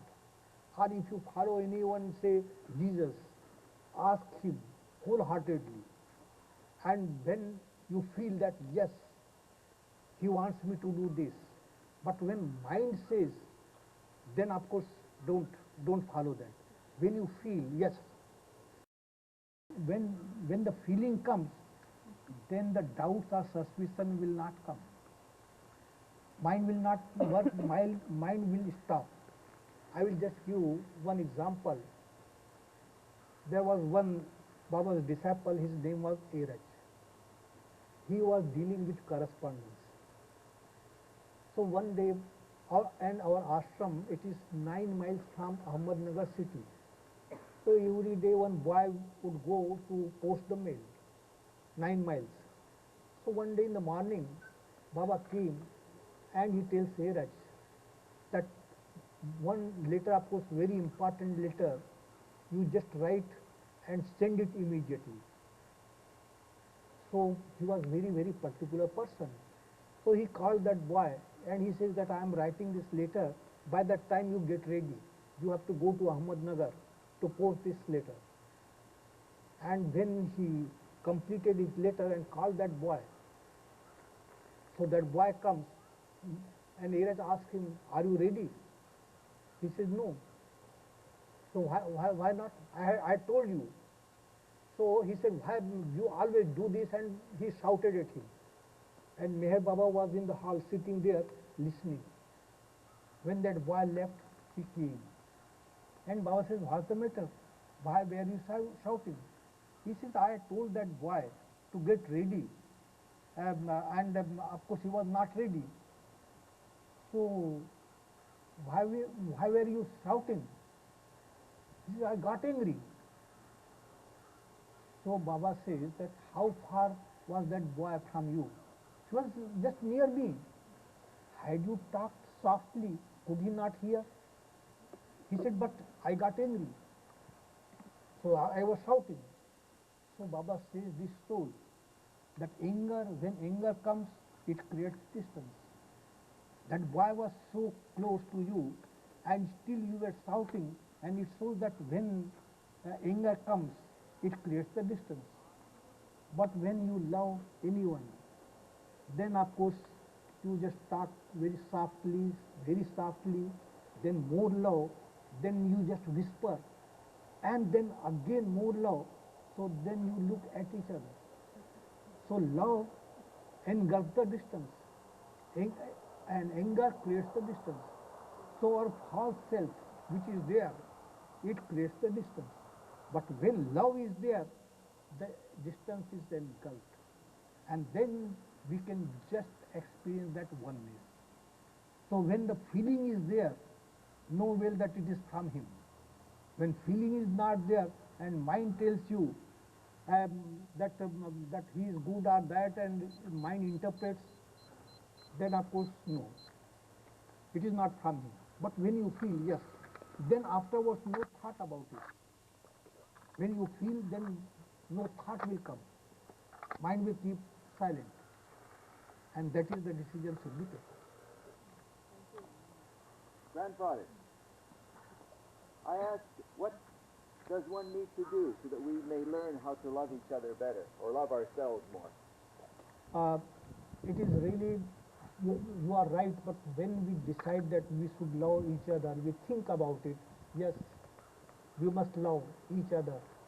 But again, sometimes, of course, we just think next moment something happens and we get angry and we start criticizing. Why? Because the impressions are there. So only thing how to get rid of those impressions, just remember God, love God. That is the only solution. And that's why people, of course, all different countries are there. We should love each other. We should not wage war. We should, brotherhood should be there. They just talk. And why it is not established? Because the impressions are not wiped out. So they cannot do it. So only possibility is that only thing, real thing. And what is that? Love. When love is established, then there is no distinction. Nothing. You just when you can, then you can experience oneness. So even if you just try, I must not get angry. So we have to become stone. How to become stone? When the impressions are wiped out, yes, like a stone, while retaining consciousness, one becomes a stone. So love is that thing which makes one with God and wipes out all these impressions, which are the objects of creating desires and thoughts and wants. One has to become stone, but with consciousness. And consciousness, when consciousness is there, impressions are not there. Then you are not attached with anything. You are free. Eternal freedom you enjoy. And for that purpose, we are in creation. In order to enjoy eternal freedom one day And when that eternal freedom comes, then of course we are free. Nothing, you are not affected by anything. Nothing. We just wake up from this dream of creation.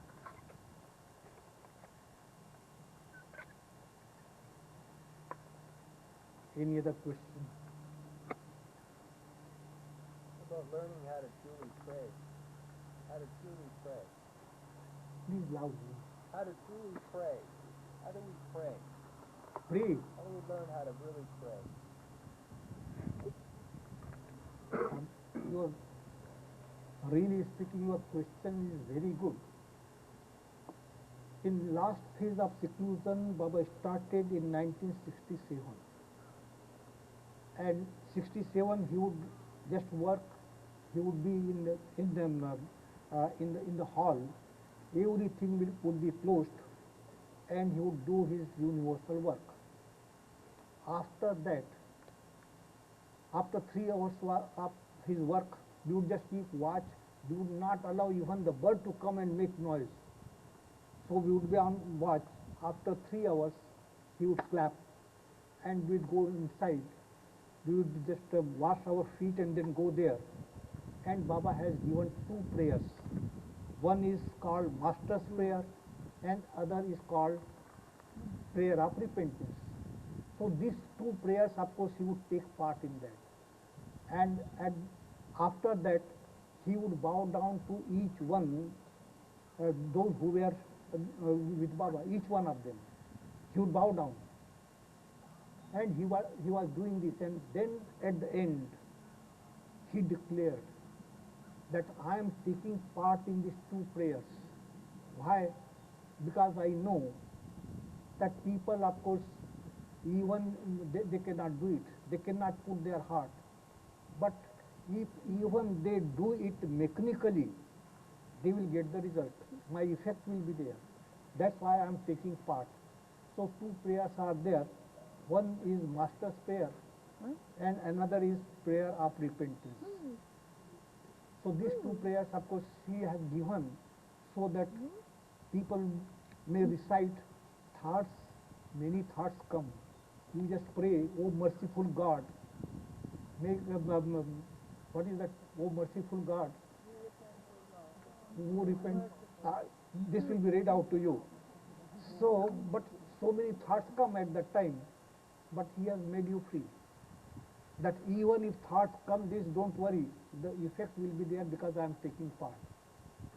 And had to tell you about his work, seclusion work, how he would suffer and suffer and suffer. At that time, he was working in the higher planes, and in order to maintain the link with this gross world, he has to pound his legs like this. He would go on pounding. So his legs had become like stone, his thighs, like stone. And he would just go on doing this because he said that in higher planes, when he was working, so he had to maintain the link with this gross world. And he would suffer and suffer. And afterwards, he was getting spasm after spasm. His body would be lifted 1 foot above the bed, up and down and up and down. And he was feeling that I am breaking my bones, I am making my body as a powder. I have taken this body for the work of the universe, and I offer to the universe after completing this work. So it would be just like powder. I'm just offering. He said, when I was Jesus, my crucifixion was only for a day. But now every day I am crucified. Every day.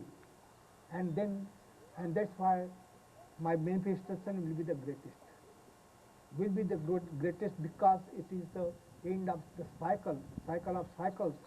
My manifestation will be the greatest. So he would just suffer and suffer, but he would do his work. He would do his work, and then one day, it so happened that in 1969, Baba was doing this seclusion work, and he had arranged the program for East and West together. East and West together, and then for that those who were with Baba. So there are two places, one Mehrabad and another Mehrazad, within the distance of 1500 miles, 15 miles. So one, of course, one Maldi member, he was there. He was also called, and he had to come on cycles. He was old person. So he came, and of course he had back pain, and he was sitting near Baba, and Baba started talking about the program.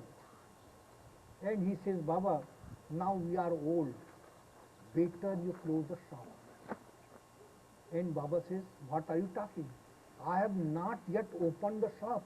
I am preparing to open the shop, and you think that you say that I should close the shop. Where is the shop? I have yet to open. I am preparing for that. At that time, of course, we did not follow. And his health was just deteriorating, and he was talking about this.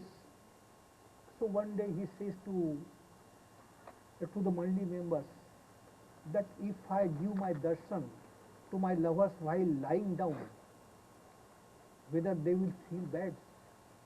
So there was one, his name was Francis Grabazon from Australia. He was one of the Mandi. So he says that if they are your lovers, they will not feel bad. On the contrary, they will say that how compassionate you are, that in this condition also you are giving them opportunity to see you. And we did not follow. One day he says that if I start giving darshan, means meeting people, I will never stop it. It will just continue. We could not follow.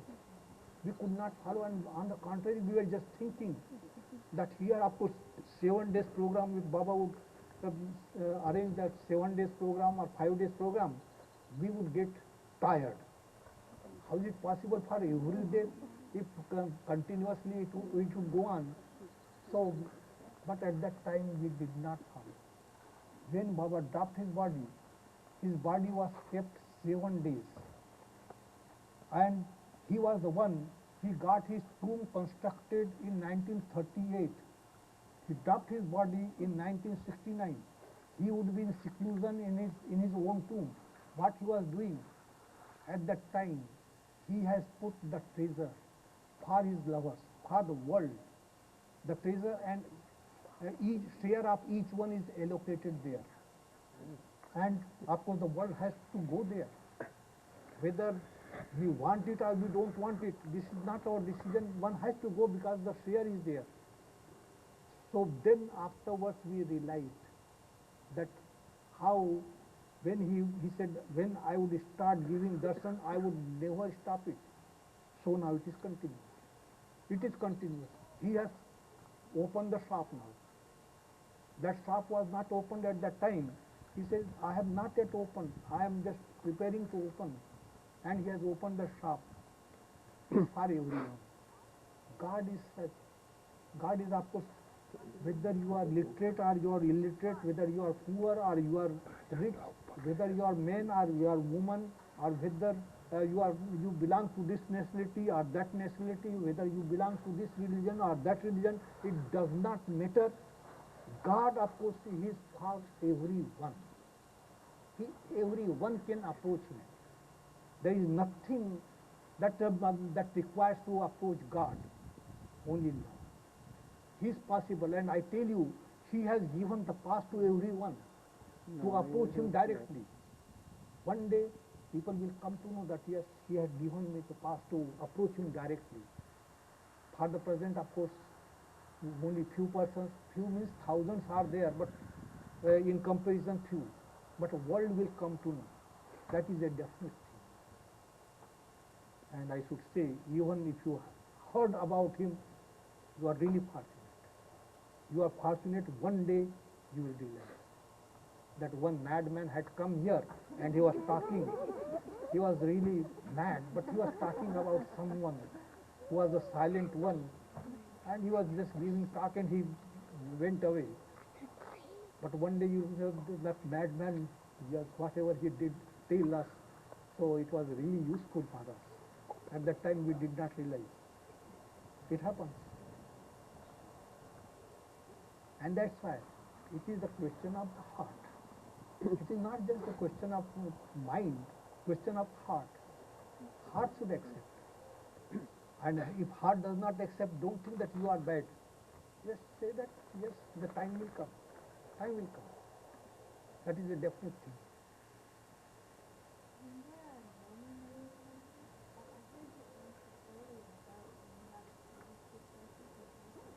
Please, loudly. Okay. When you're in a place in your life where you don't know which path to take, and you just like there on your own, and I heard you say you have to influence in a No, path. only I tell you, paths are many. Paths are many, but the path which leads to God, it is one. It is a very narrow path. Only one can pass through it. Two cannot. Means mind and heart. If you want to take mind, you will not. You cannot go because only one. There is only one. That path is so narrow that one can enter. Only one, not two. But if you want to take mind, so you cannot enter into the path. So only love. When love is there, mind keeps behind. So that is the thing.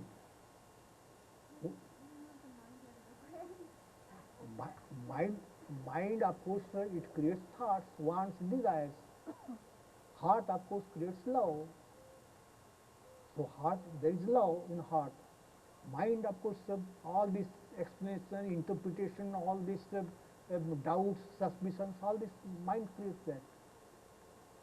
So it is also natural for ordinary persons because mind is there. So only thing that let the mind work, but follow the heart. Follow the heart. Know well that God is just one, and God, of course, cannot be understood. God cannot be discussed. So whatever the mind says, that is not God. Whatever heart says, yes, heart can take you to God. So and heart deals with the feelings, not this heart, physical heart. There is another heart. So physical heart, this is the when you get heart trouble, you go to hospital, but that heart, no doctor can treat. It is there. About 5 minutes now. Oh, 5 minutes. He says 5 minutes.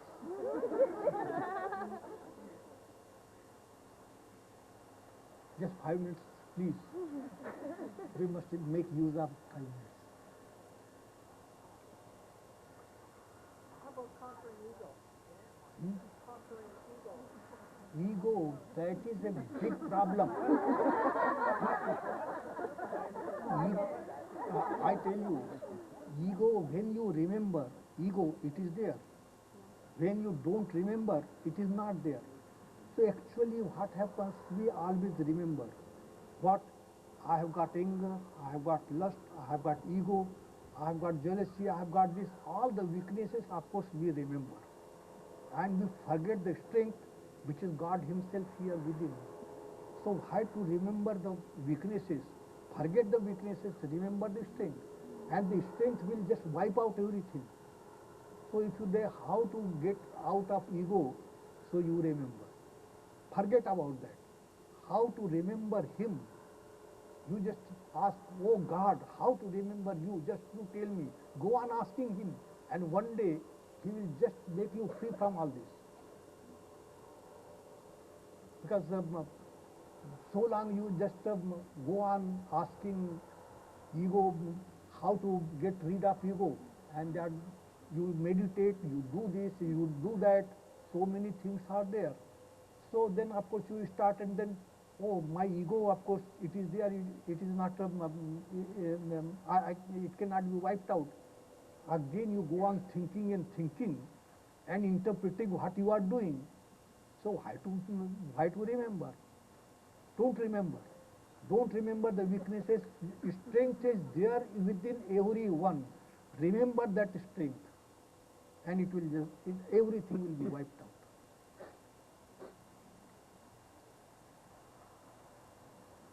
I'm really very happy, very happy to be with you. And of course, I know that the beloved is very active. He is working for everyone, and that's why he has created this.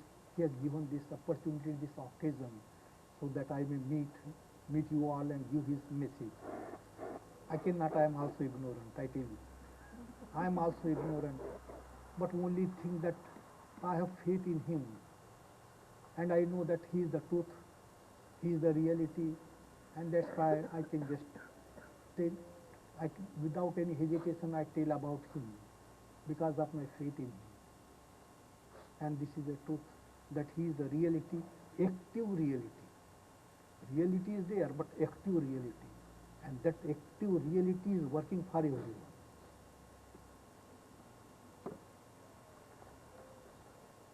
How many minutes? 8? So, first, because they really want that what is Master's prayer and Repentance prayer. So this prayer should be read out.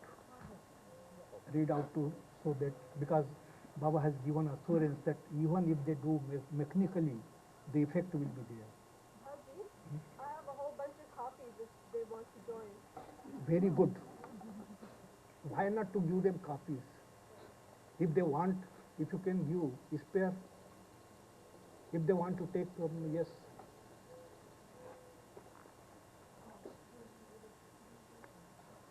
If anybody doesn't get a copy and wants a copy, we're going to have to talking afterwards and some sweets. So we'll make a copy for you. If you want it and you don't have one, come to Martin and I. Very good. You are really big-hearted.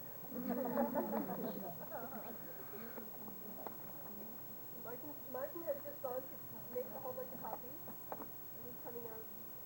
So why not to one? Okay, why not?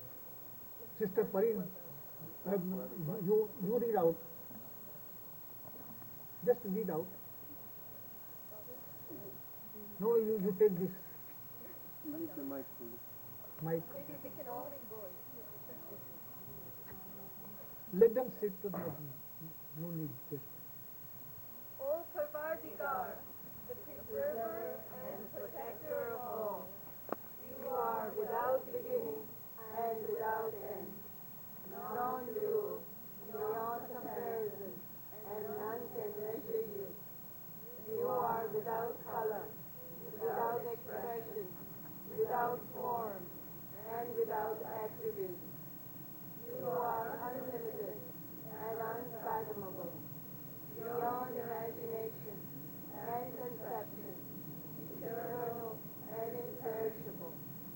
You are indivisible, and none can see you but with eyes divine. You always were, you always are, and you always will be. You are everywhere. You are in everything. And you are also beyond everywhere and beyond everything. You are in the firmament and in the depths. You are manifest and unmanifest on all planes and beyond all planes. You are in the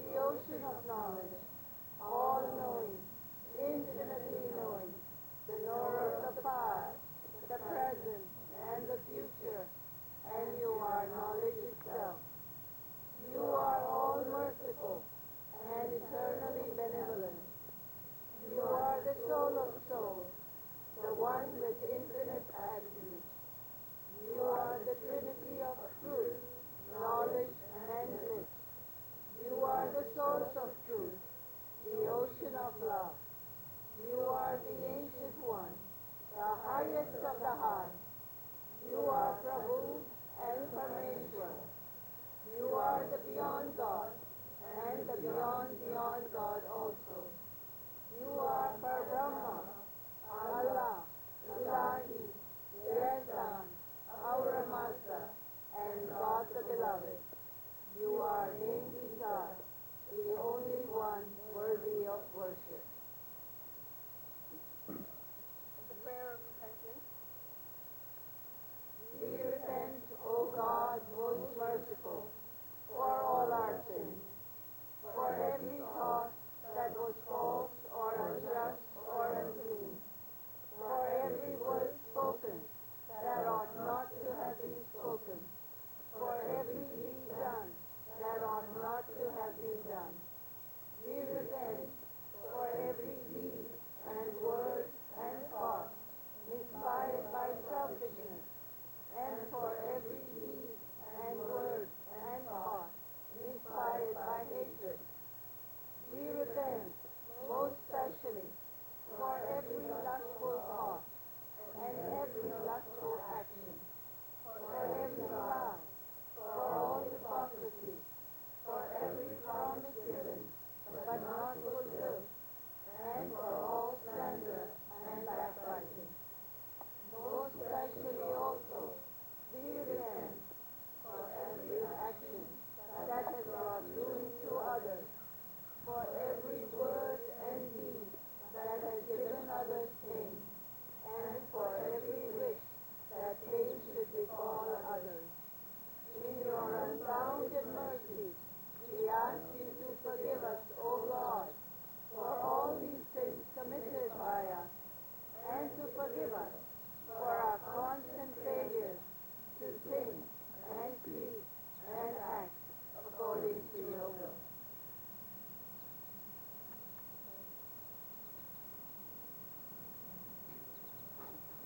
I just want to embrace you, and this embrace, of course, I cannot give anything, but I will take with me, and I will offer at his feet there at Mehrab.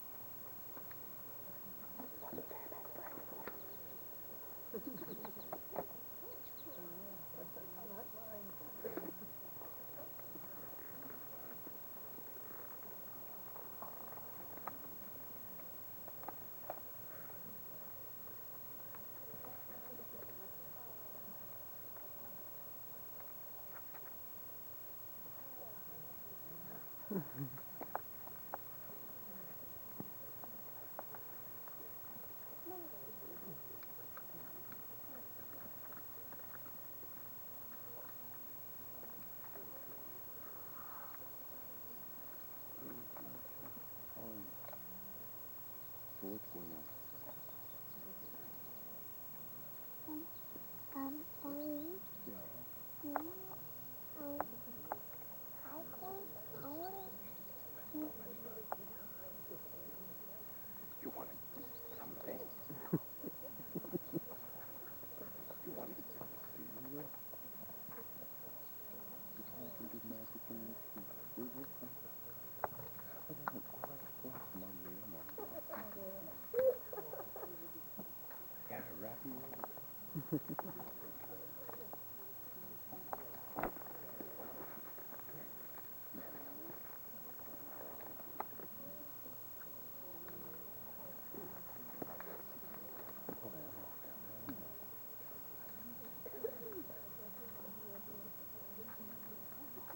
Very sweet man. Oh, yes. Oh, have you? Oh.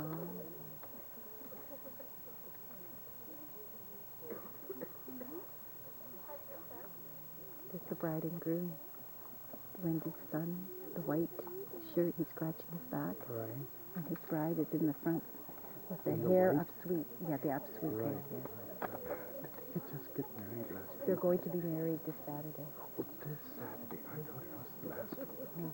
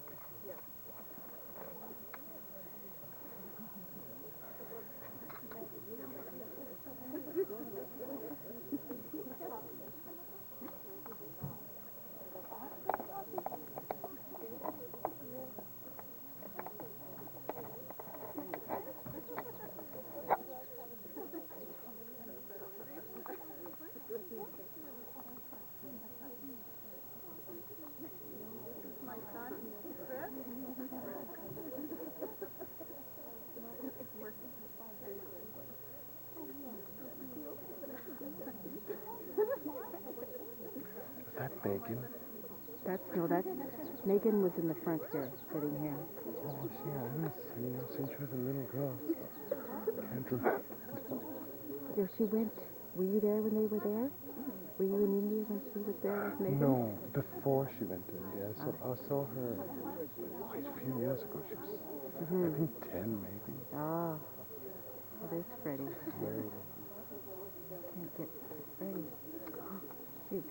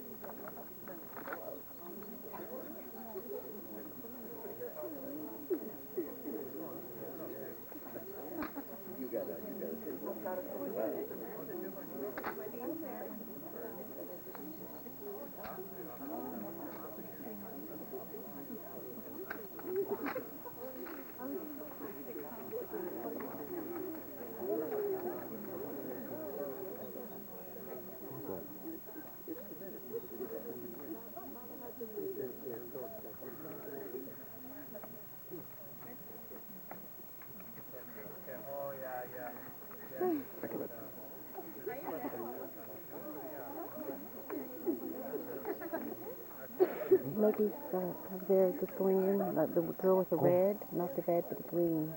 Oh, yeah, okay. The two girls that were sitting here. Right.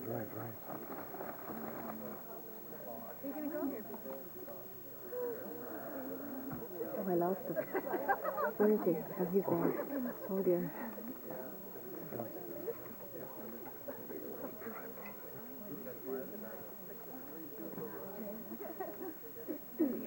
Now we can pretend we're seeing it. Yeah.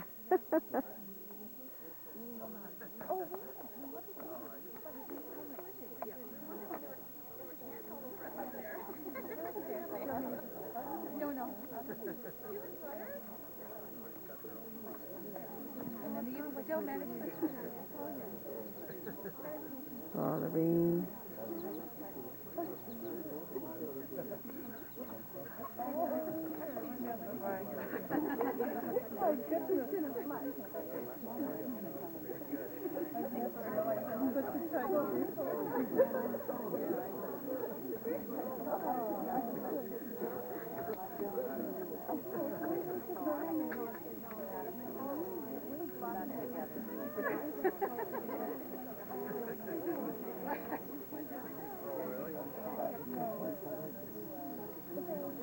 Just so people know that we're going to have some tea and coffee inside, and if you're interested in books or anything, we have some bottle lovers here that will help you out.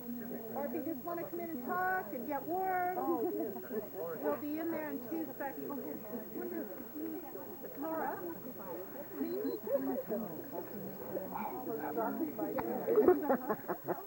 No, it's okay. Oh, yeah.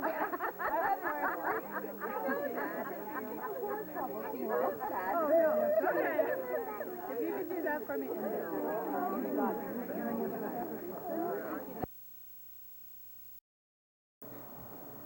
Oh, we're always near.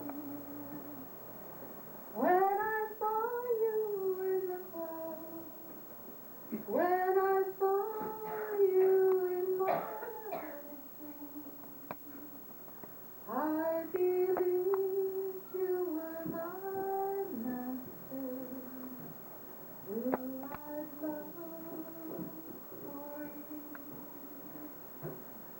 Now I've told you that I love you. Will you open up my heart? Will you show me how to love you? So we'll never part.